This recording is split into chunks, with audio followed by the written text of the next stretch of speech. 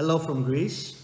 First of all, I want to congratulate the organizers and thank you very much for inviting me to address the Western Balkans Summit 2022.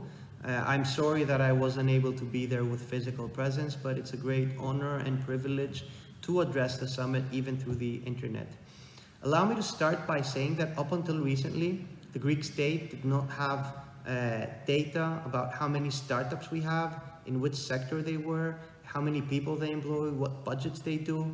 And you understand when you don't have data, it is very difficult to implement effective policies for the innovation ecosystem.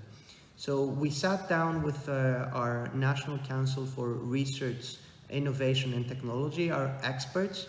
We decided to start by defining the criteria that were necessary for companies to possess in order to be termed as startup companies. And ever since, we created a registry, and we have registered 700 startups at Elevate Greece, which is a national startup registry for the country. But apart from mapping the innovation ecosystem and especially the startups of the country, we wanted to do something more dynamic, something more helpful for the innovation ecosystem. So through Elevate Greece, we have legislated for the first time specific tax incentives for angel investors, specific tax incentives for stock options, but also we did proceed with a very important action in order to support the innovation ecosystem and our startups with the much needed extra liquidity during the pandemic crisis. But apart from having the public policies directly related with Elevate Greece, the startup registry, we wanted to attract significant partners from the private sector.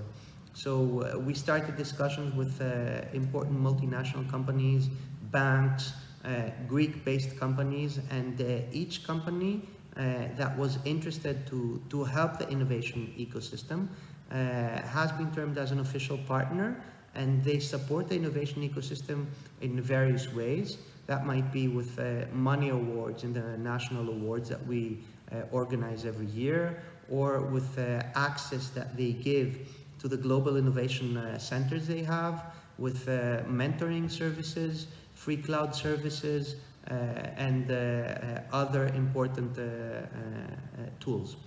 Apart though from the innovation ecosystem, one of the main priorities of the government is to see how we can link much more effectively research which is performed at universities and research centers in the countries with innovation and entrepreneurship. So one of the main changes that we proceeded to was the restructuring of the framework, of the legal framework under which spin-off companies in research centers and universities operate.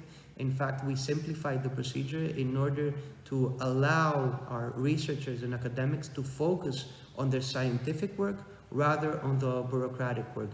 We are also making good use of the structural funds from the European Union.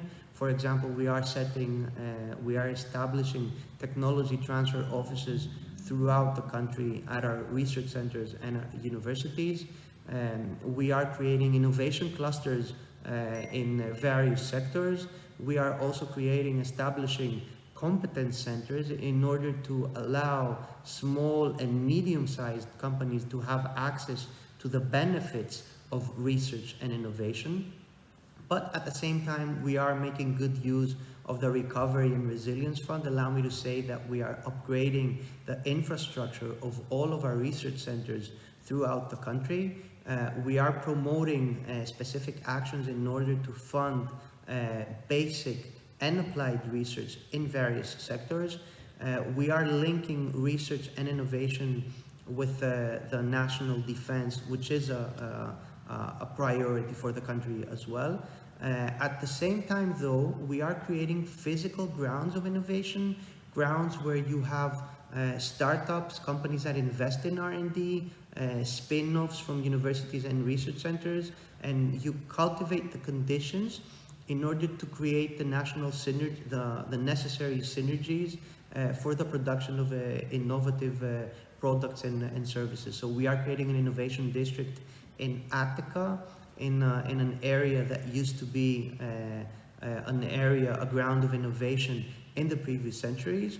We are also creating a similar ground, TECH-CELERATION, in Thessaloniki, a magnificent place a bit outside the city center of Thessaloniki, close to the Thessaloniki airport. And allow me to say that Thessaloniki is only a couple of hours away from many of the Balkan countries.